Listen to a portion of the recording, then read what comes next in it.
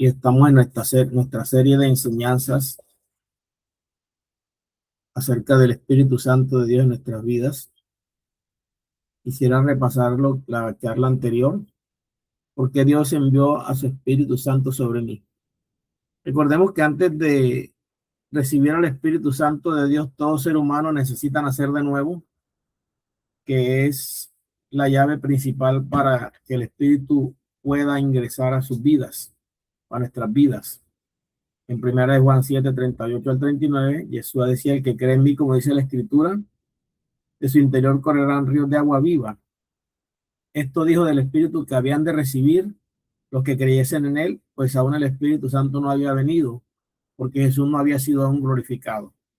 Y en Efesios 1:13, en él también ustedes, habiendo oído la palabra de verdad, el evangelio de su salvación, y habiendo creído en él, fuisteis sellados con el Espíritu de la profecía.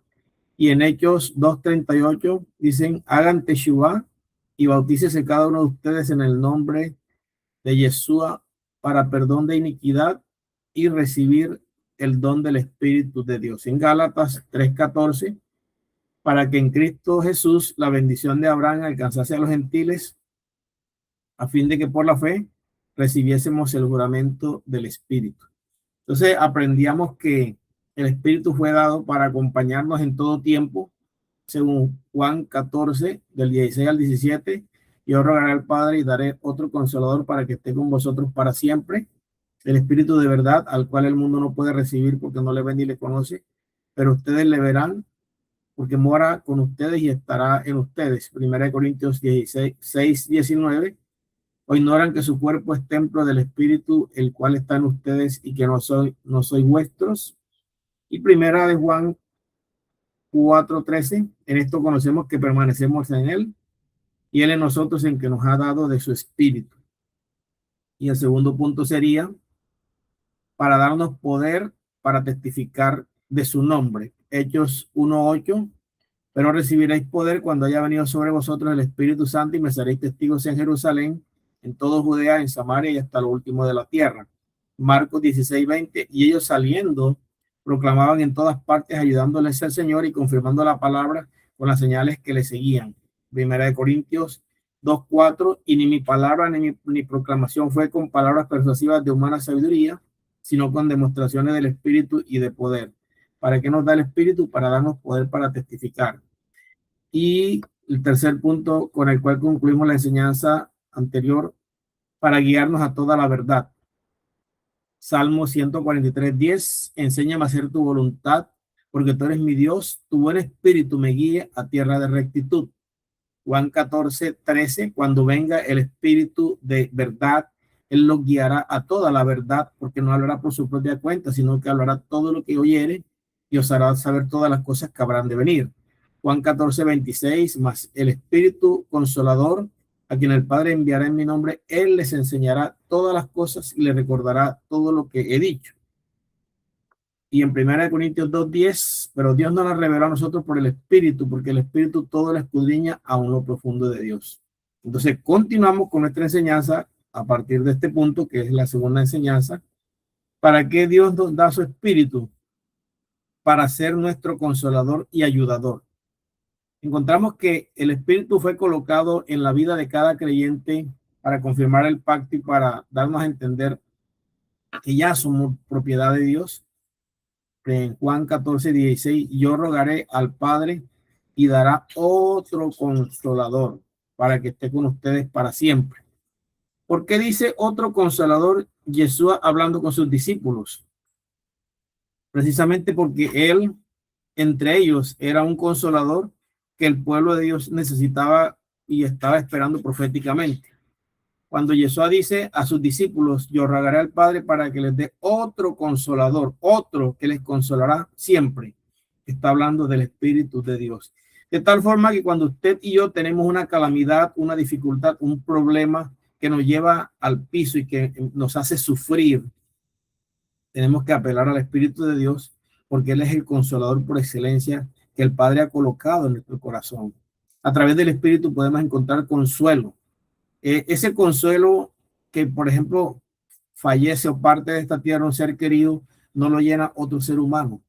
No lo llena nada aquí en la tierra, lo llena el Espíritu de Dios, porque Él es el consolador que viene a nuestro corazón a llevar toda carga emocional y mental que en ese momento estamos experimentando.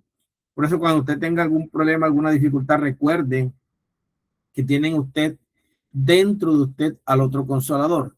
Otro punto en 2 Corintios 1 dice, bendito sea Dios y Padre de nuestro Señor Yeshua, Padre de misericordias y Dios de toda consolación, el cual nos consuela en todas nuestras tribulaciones, para que podamos nosotros también consolar a los que están en cualquier tribulación por medio de la consolación con que nosotros somos consolados por Dios. El Espíritu Santo viene a consolarnos y automáticamente quedamos habilitados por Dios para consolar también a otras personas, porque el llamado que tenemos nosotros aquí en la tierra es de transformar las vidas de las personas a través del poder de la palabra de Dios. Y cuando nosotros enseñamos a las personas acerca de la necesidad de Dios en sus vidas, le estamos transmitiendo esa consolación con la que hemos sido consolados. En una oportunidad tuvimos la fortuna de tratar con una persona que se iba a suicidar y la persona estaba pero 100% segura que ya se debía quitar la vida porque no había una solución aquí en la tierra, y empezamos a compartirle la palabra acerca de lo que vino a hacer Yeshua y de lo que el Espíritu quería hacer en su vida. Y hablamos la palabra, la hablamos constantemente y la palabra produjo fe en la persona. Y de pronto reaccionó, uy, ¿verdad? ¿Yo por qué me voy a quitar la vida si yo tengo a un Dios? Se automáticamente reaccionó, renunció a esa idea maligna, macabra, porque los seres humanos cuando llegan al tope de las dificultades, de las situaciones adversas, ya no encuentran consolación, ya no encuentran solución a sus vidas y piensan que suicidarse es la mejor salida, pero se les olvida que tienen hijos, que tienen esposos, que tienen padres, que tienen personas que todavía les necesitan, ¿verdad? Y que hay un propósito de Dios en sus vidas. Cuando el Espíritu Santo viene sobre esas personas a través de la proclamación del Evangelio, automáticamente encuentran consolación, y esa es la tarea del Espíritu de Dios. Consolar las vidas afligidas, consolar la mente, la voluntad, las emociones, los sentimientos de las personas para que encuentren asidero de salvación en el reino de Dios. Y usted y yo tenemos al espíritu de consolación con el cual podemos consolar también a otras personas. Otro punto importante acerca de la consolación, Romanos 8:26 dice, de igual manera el Espíritu nos ayuda en nuestra debilidad, porque hemos de pedir como conviene, no lo sabemos, pero el Espíritu Santo nos ayuda intercediendo por nosotros con gemidos indecibles. Él es nuestro consolador y ayudador, y en el momento que no sabemos cómo interceder o cómo proclamar por otras personas, el Espíritu Santo intercede por nosotros con gemidos indecibles. El gemido indecible es muy diferente al hablar en lenguas. Es una expresión que sale del corazón por el espíritu, donde te hace llorar por otra persona, donde te haces gemir indeciblemente. No sabes cómo decirlo, pero empiezas a gemir porque otra persona está necesitando, y a través de ese gemido, la presencia del Padre viene sobre esa persona y lo salva. Nosotros somos instrumentos de Dios para salvación de muchas personas, y a veces cuando ignoramos eso y nos enfocamos solamente en nuestras necesidades, lamentablemente nuestras necesidades nos aplastan, nos limitan, nos paralizan y no nos dejan ejercer ese llamado sobrenatural que tenemos de ser consoladores, de ser aquellas personas que llenas del Espíritu vamos a traer salvación, solución, a suplir necesidades, a bendecir muchas personas que necesitan urgentemente de Dios. Y el otro punto, el Padre envió su Espíritu Santo para darnos identidad de hijos. Cuando nosotros encontramos a algún grupo contrario a la verdad de Dios, que es religioso, cualquiera que sea, usted le pregunta, ¿tú eres hijo de Dios? Y dice, no, yo soy un pecador arrepentido. ¿Tú eres hijo de Dios? No, yo estoy en eso. Estoy intentando acercarme a Dios. ¿Por qué no tienen seguridad de salvación ni identidad de hijos? Porque no la tienen. Porque no tienen al Espíritu de Dios, porque para tener el Espíritu de Dios hay que nacer de nuevo. Y como no han nacido de nuevo, no tienen identidad de hijos. Ahora, ¿por qué algunos hijos se sienten que son unos gusanos? se sienten que son una escoria, se sienten que son una perversidad, que no son hijos de Dios, porque no han experimentado esa parte del espíritu donde les incita que son hijos, les muestra su identidad de hijos. Tú que eres, no un gusano, no una basura, un pecador arrepentido. ¿Tú qué eres? No, yo no sé, estoy intentando agradar a Dios. No tienen identidad. ¿Por qué?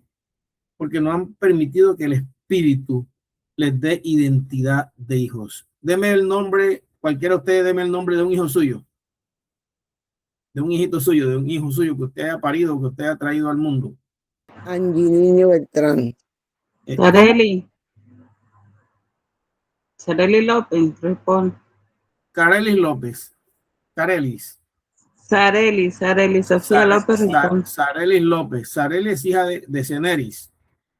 Imagínate que Sareli le dice a la hija, hija, ¿tú que eres mío? Yo no sé quién eres tú, una señora la que me ayudó, la que me ayuda a hacer las cosas, pero ¿qué soy yo tuyo? Ah, tú eres una amiga, tú eres, no, soy o no tu hija, soy o no tu mamá. O sea, cuando una persona no tiene identidad de hijo, es cualquier cosa, menos hijo, porque no tiene identidad. A veces los problemas emocionales y mentales, los traumas y las adversidades que hemos vivido aquí en la tierra, nos opacan la identidad, y para eso está el Espíritu Santo, para recordarnos que somos hijos. Ahora, el hecho de que cometamos errores, todavía estemos batallando contra algunas debilidades, eso no nos quita lo hijo. Tu identidad de hijo la tienes porque te la dio el Padre, no porque te la merezcas, ni tú ni yo nos las merecemos, pero por su gracia y por su amor nos ha dado el ser hijos, herederos y coherederos. Entonces Romanos 8:16 dice, hemos recibido el Espíritu de Dios para estar otra vez en temor, sino que hemos recibido el Espíritu de adopción por el cual clamamos Abba, Padre. El Espíritu mismo da testimonio a nuestro espíritu de que somos hijos de Dios.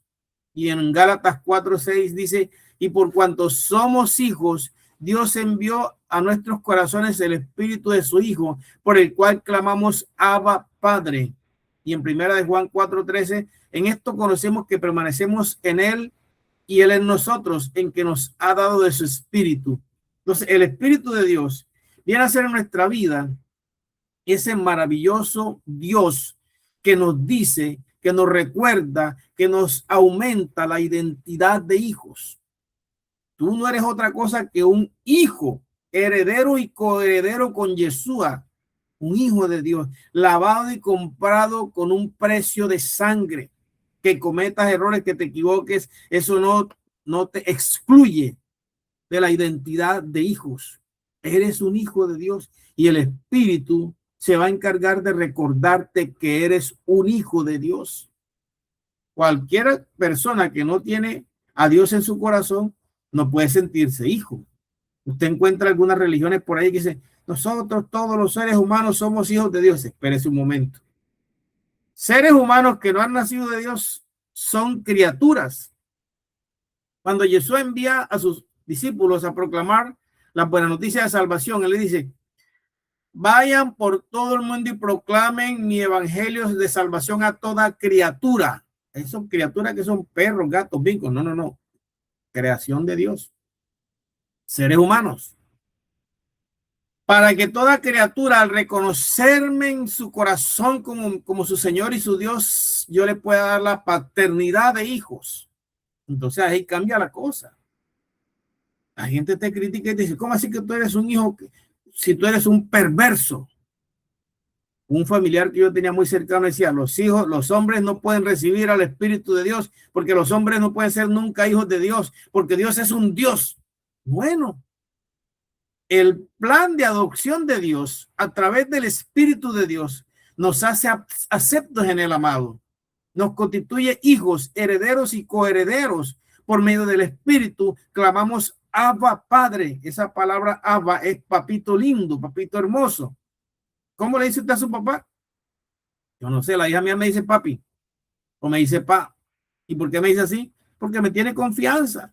No me digas así, que yo soy tu papá. No, ella es papi o pa. Yo entiendo que ella por cariño me dice así, por ese cariño que hay en su corazón. Bueno, el Espíritu nos da la capacidad de decirle, papito lindo, papito, papi, ¿cómo ve usted a su Dios? Oh, Señor, que estás en los cielos, por allá en la inmensidad. No, espérense. Es mi papá. Es tu papá. ¿Cómo así que está en la inmensidad? Si está aquí en mi corazón a través del Espíritu. Y lo vemos a Dios por allá como un ser desconocido. La Escritura dice que ya no somos extraños y advenedizos, que somos parte de la familia del reino. Somos hijos de Dios, miembros de esta familia sobrenatural y eterna. Y el Espíritu se encarga de decir en nuestros corazones esa identidad que teníamos perdida. Ahora, como decía Claudia ayer, que nosotros por no acostumbrarnos, por estar acostumbrados a estar solos, pues perdemos la oportunidad de, pero cuando llegamos a Dios, Dios nos hace sentir miembros de esta familia sobrenatural, hijos, herederos y coherederos. Y el Espíritu se encarga de recordártelo. Tú eres un hijo de Dios. Tú eres una hija de Dios. Yo te he engendrado hoy, mi hijo eres tú, y te puse nombre. Carmen, te puse nombre. Melissa, te puse nombre. Yelitza, tú eres mi hija, yo te engendré y te puse nombre. Cuando usted pierde la identidad, recurra al Espíritu y automáticamente Él le recuerda qué posición tiene usted en el reino de Dios. Y lo que vamos a tratar por último en esta mañana, en esta hora, es el Espíritu Santo nos fue dado para repartir dones y edificar a su nación o su iglesia. Primera de Corintios 12:7. A cada uno le es dada la manifestación del Espíritu para provecho. Los dones del Espíritu Santo son capacidades sobrenaturales de Dios que el Padre a través del Espíritu reparte a su nación o a su iglesia para edificar el cuerpo del Señor para provecho. Los dones son regalos sobrenaturales de Dios a través de los cuales nos podemos mover en la sobrenaturalidad de Dios.